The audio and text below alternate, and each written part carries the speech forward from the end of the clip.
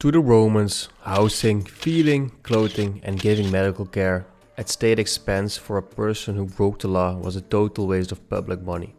Rome, the capital, had over 1 million people in 1000 CE, and only one prison that was reserved only for important prisoners, such as leaders or kings that were defeated by the Roman army during war. The building would have been dark, damp, smelly and full of rats, and the convicts were chained.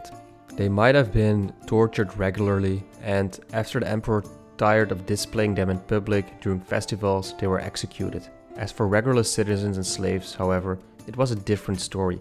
In today's videos, we discuss the brutal Roman punishment system, but before that, make sure to subscribe to the channel. Law enforcement. The Romans had no police force. People were expected to police themselves. Soldiers were stationed outside the city to keep order because anytime crowds formed, there were always a chance for riots, as political unrest was usually just under the surface. Soldiers served as the emperor's bodyguards, but sometimes this did not function well. Because if an emperor became unpopular, in some instances the soldiers killed him instead. There were also no detectives or investigations of crime by authorities. This meant that, for example, if a man was murdered, it was the responsibility of the eldest male in his immediate or extended family to exact vengeance. This might be in the form of blood money. The murderer's family would try to scrape together the demanded amount and give it to the victim's relatives.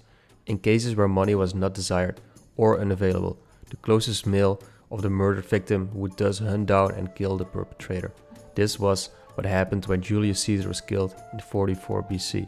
In many cases, the criminal would flee the city before this could be carried out, but this too was dangerous. Traveling Roman roads without a large escort was risky. The streets of Rome were extremely crowded and dangerous. If one was wealthy, he would not walk the streets alone, even during daylight hours. About 40% of the population were slaves. However, when you almost have half your city as slaves, one can only be afraid of a slave revolt, which is why the Romans kept their cruelest punishments for slaves.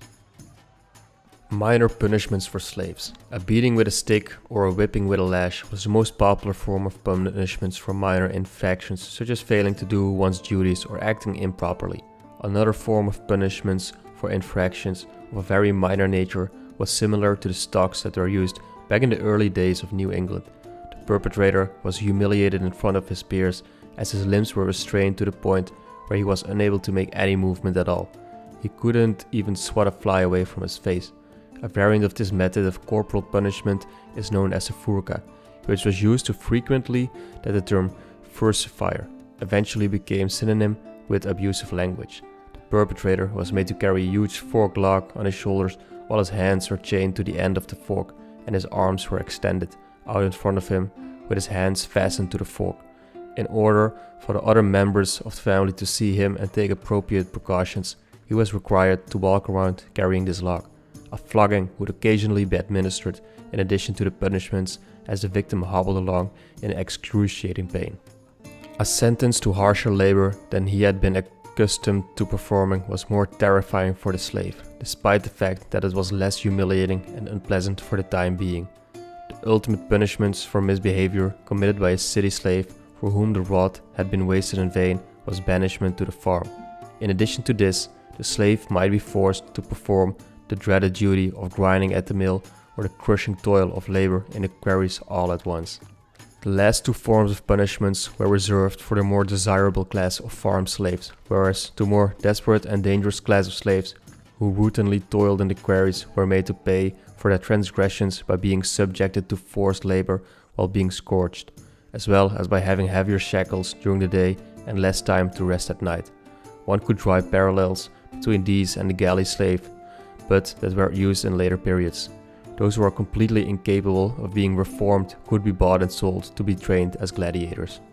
The lesser punishments were inflicted at the order of the master of his representative by a fellow slave who was named at this time the Carnifex or Lorarius, despite the fact that these words imply that he was routinely or even usually appointed for the unpleasant duty. This is not the case.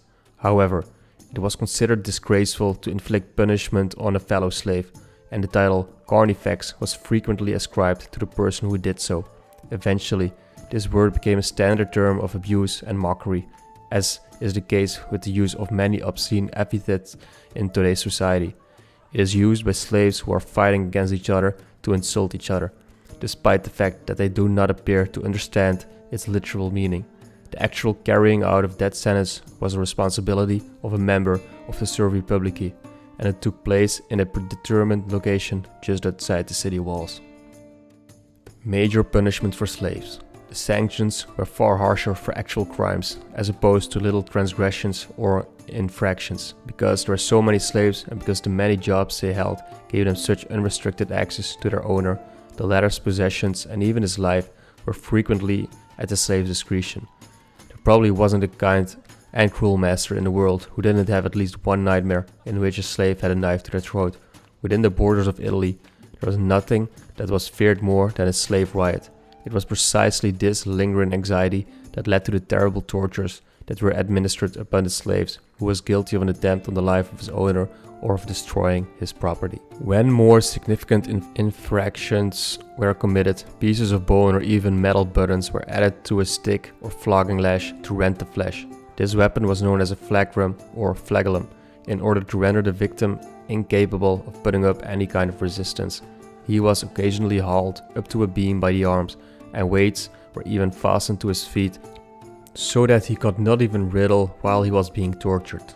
There are references to these forms of punishments in Roman plays, and the slaves make dark jokes about the rods and the scourge, teasing each other about the beatings they have received in the past or deserve to receive in the future. However, jokes like these are far more common in comedies than the real imposition of any kind of penalty on the characters. In the event that there was an attempt made on the life of the master, the appropriate punishment was crucifixion, which is the most excruciating method of execution. This was also the punishment for taking part in an uprising. We may remember that 20,000 people who were crucified in Sicily and the 6,000 crosses that Pompeius constructed along the route to Rome. Each cross had the remains of a survivor of the combat in which Spartacus was killed. The punishment was inflicted not only upon the slave who was responsible for taking the life of his master, but also upon the family of the slave, provided that he had a wife and children at the time of the crime. In the event that the perpetrator of the crime could not be located, the authorities would crucify all of the victim's slaves in order to ensure that justice was served.